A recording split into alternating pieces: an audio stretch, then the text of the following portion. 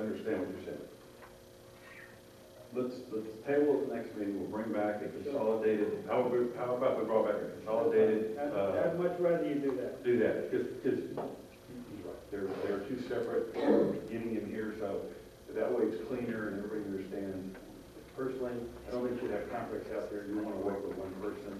Let's do it that way. Okay. It'd be easier to do it that way. A recommendation by staff and our consultant to table till our next meeting. On their motion for that? Yeah, I'll make a motion to table 3B, contract with Longoria, park consultant and AGCM for various services related to the development of Floresville Park System. And then we'll work with your attorney to get the appropriate language to satisfy him. And as long as we get a quick response, that way we come here and he's fine. So, and I'm fine with that. That's correct. Is there a second to that? A second. Motion by Guerrero, second by Morones to table item 3B regarding contract with John Longoria, park consultant. All in favor say aye. Aye. All opposed? Motion carries 5-0. All right, John, let's get back. I think the community wants this. That might even be better because by our next meeting, the 4B Corporation will be meeting and they'll be giving us a pledge of what they participated in. Okay, that's fine. So we'll have a definite number as far as that also. Okay, and we'll work with your attorney and what he refers to that look like. We can get it cleaned up. Okay, we'll do that. All right, thank you very much. Thank you, John. Okay, item 3C, consideration and action to adopt a resolution for the MOVE Act that provides for additional time for overseas voters.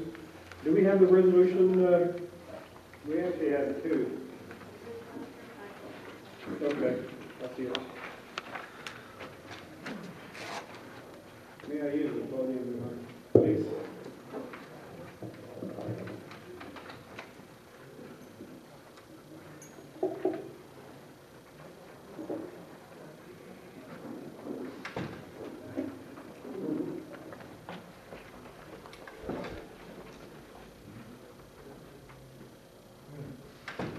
If I might use the occasion, Mr. Mayor, I think the public's entitled to have some explanation, probably in a little greater detail than we typically do, on what's involved here. And if I could use, with your permission, the letter that I wrote to you when you first asked me to look at this. It's an August 12th letter, 2011, and I addressed it to you as Dear Mayor Tejada. I'm enclosing the bill analysis, and the reason for saying bill analysis is the bill analysis that I enclosed. I think Margaret passed out at the last meeting, but maybe not. Did the public get a benefit of seeing this document? I think some just copies that we have on. Okay, I have plenty of extras for either the council or the public that wants same. Got it? And the reason I want to explain this is I got an inquiry from Will Gibbs, and I think all of this sort of ties together. The bill analysis for Senate Bill 10 basically does this, is it implements a federal law that started back as a result of the last general election to make the electoral process more orderly for people overseas. And the 9th page of the attachment has a simple one-sentence explanation. It explains that the process is resolved if a city, such as Floresville, meets the requirements of the previous 2 pages. And what this talks about is that we're a home rule city. We're authorized under Senate Bill 100 to change the election date made in November by a simple resolution.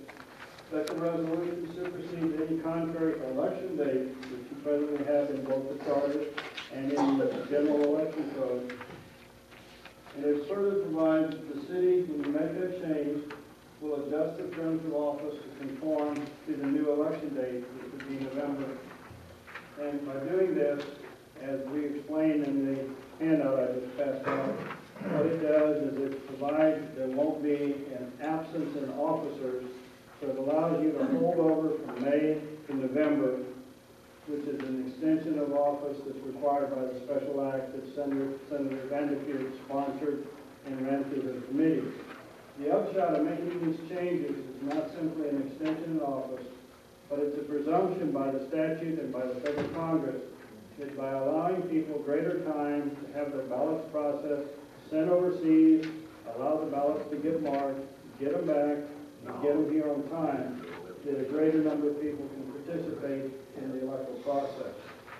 And my recommendation to you, and I believe why you put it on the agenda tonight, is that this should be information for discussion and consideration by the council, and it's understood that it has some pros and cons. The pros is to give everybody a bit greater chance to have an opportunity to participate in the electoral process. And we're from the part of the country where you have a larger percentage of the public that's military, a military participant, or a civilian in overseas participation. By moving to the November election, the thought is that you'll have greater opportunity to make sure your ballot gets properly counted. The other thought that goes behind this legislation is, and this is part that I can't stand up here and say that is a fact, it presupposes that there'll be coordination between the cities within the county and the county clerk and the county commissioners to help run these elections together so that the expense of having this overseas counting process will be reduced. That's something that I can't vouch for tonight, that I think that the county clerk and the county commissioners are hoping for. In short, though, the effort is to give everybody a better shot at voting and can do so by moving what you now have for May elections to November. And the resolution caption from the TML is a simple one. It's a resolution of the city of Floresville, Texas, making the following changes to the city's general election pursuant to Senate Bill 100, the 82nd legislature. I wrote a slightly different caption, which is a resolution of the city of Floresville, Texas, to adopt the provisions of Senate Bill 100, an act relating to the adoption of voting procedures necessary to implement the Federal Military and Overseas Empowerment Act, the so-called MOVE Act, with deadlines for declaration of candidacy and dates for certain elections, all is more particularly provided within Senate Bill 100.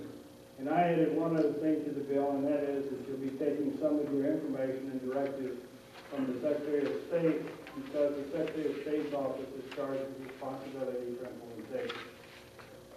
Other than that, I recommend the approval of the documents that came from the TML. Are there questions? On the expenses, say they moved to November, with everything being on one ballot, or we would still have to have the city workers and it'd be the same expense, or?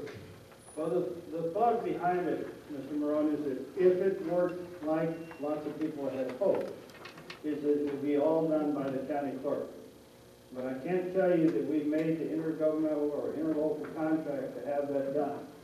And the presumption again would be that if you've got other cities like Longoria, which I believe has made the change, that they'd be on the same participation, we'd be on the same participation, Stockdale signed on, Post signed on, etc.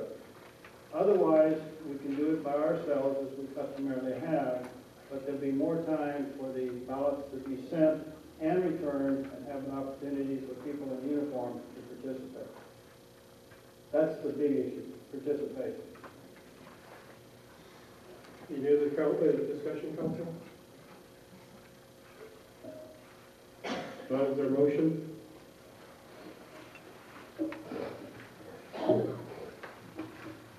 Yes. I move that we adopt the resolution to remove act that provides for additional time for overseas voters. Second that. Motion by Castillo, was that Gomez?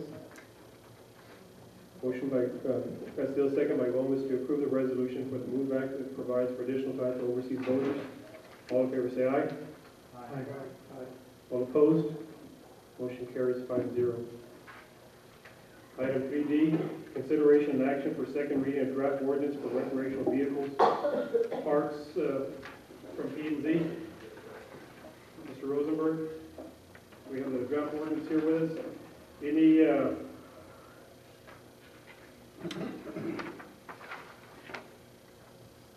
we don't have the resolution. Second reading. Yes, it is a second reading.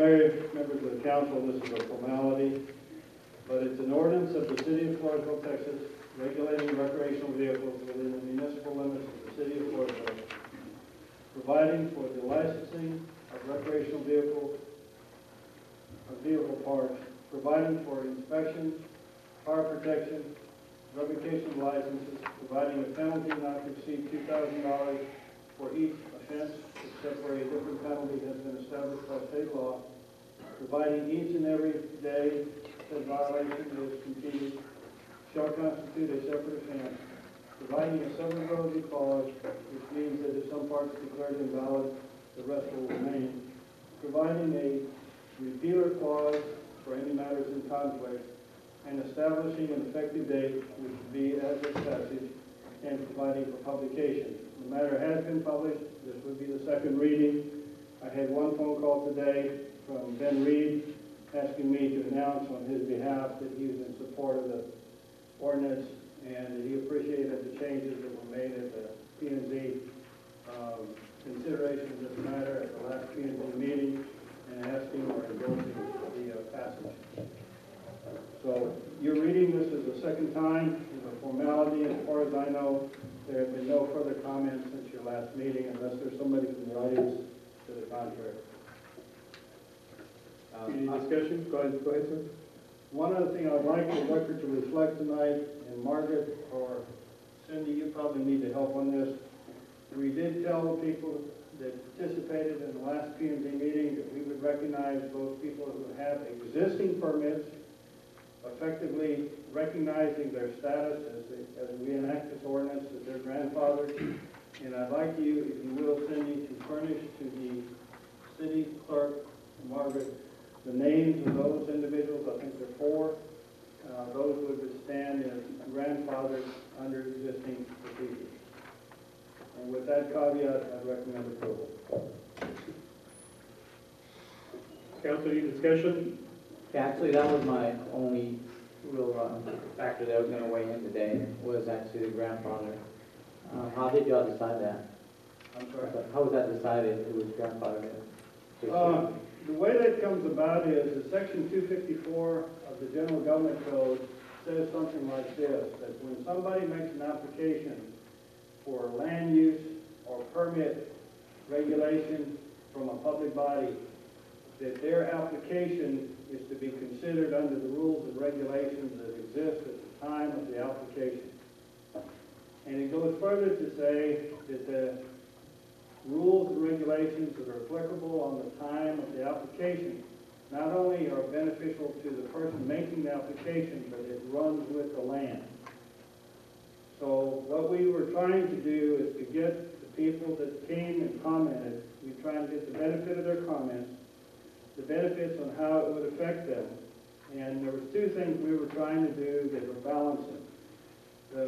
This is what's called the Private Property Rights Act, or some people call it the Public Property Rights Act. Section 254 of the General Government Code provides that we can raise fees, and for health and safety issues, we can make changes. But the basic land use, i.e. the RV park, remains the same. So what we were trying to do is recognize those people that had an RV park approval from Cindy as of this date, so that they remain approved as long as they stay within the current regs. Does that make, am I making Yes, myself sir. clear? As of that date, anyone else has to follow The new the rules. new rules. Right. And if we choose to change the rules sometime in the future, then somebody would have to come in under the rules as they became changed. And I think reading through that, most of the information there was valid for me. I think the fire hazard, the fact that they have to all have some type of application for fire in case there is a fire, that has to be, so. That's your health and safety exception to the vesting. Okay, and one other big issue that we had was, and I think everybody was in total agreement on this, is that the turning radius for any of these RV parks had to be sufficient to allow any of our fire department or police department equipment to make the turn, so that the equipment could get in and out and do its job. I think that was the only issue that a couple of people had a little issue about, and when they realized its purpose, they appreciated why. Move its approval, Your Honor. Recommendation by our council is that we approve it. Any further discussion? If not, let's entertain a motion. I'll make the motion to approve for second reading of draft ordinance for recreational vehicle parks from P and Z. Motion by Gomez, second by Flores, to approve the second reading of the draft ordinance for recreational vehicles parks from P and Z. All in favor say aye. Aye. Opposed? Motion carries 5-0. Thank you, P and Z. Thank you, P and Z. Next item, 3E, consideration and action for second reading of draft ordinance for nightly curfew for 11 p.m. and providing for exceptions for minors with their parents or designated adults. Mr. Mayor, this is I'm going to make this much simpler, and that is, this is a motion, not a motion, but an ordinance to establish the curfew, and it's been read to you before, and it's basically to set a curfew from 11 p.m. with the exceptions provided for by adults when their parents or designated adults are with them. And it's been something we've had on the books before. We've had a lapse, and we're asking you to reestablish with 11 o'clock being the curfew hour. Council is our second reading. Any other discussion? If not, let's entertain a motion for approval. Make a motion, we approve the second reading of draft ordinance for nightly curfew for 11 p.m., provided for exception for minors with their parents or designated adults. Motion by Flores, Second. second by Guerrero, to approve the second reading of a draft ordinance for nightly curfew for 11 p.m., providing for exceptions for minors with their parents or designated adults. All in favor say aye. Aye. All opposed, motion carries 5-0. Item F, consideration and action for request that the manager and city engineer provide, 1, a rate comparison with Wilson County water and sewer supplier rates, 2, listing of project requirements to meet TCQ 85% rule, and 3, identification of projects identified as requiring repair improvements within the fiscal year, including the areas of the city for which the sewer service is unavailable. Consider issues related to the cost and of improved refuse service. We have our engineer with us tonight, Mr. Heimer. You've done an analysis of water and sewer rates within the area.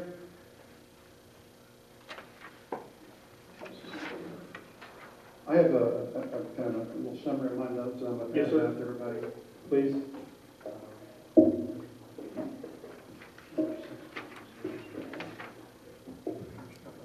And you're going to correct me on my 85% rule, right? Yes. Please. Mayor, Council, City Manager, Andy asked that I kind of address this item on the agenda, and his first item was related to the rate comparison.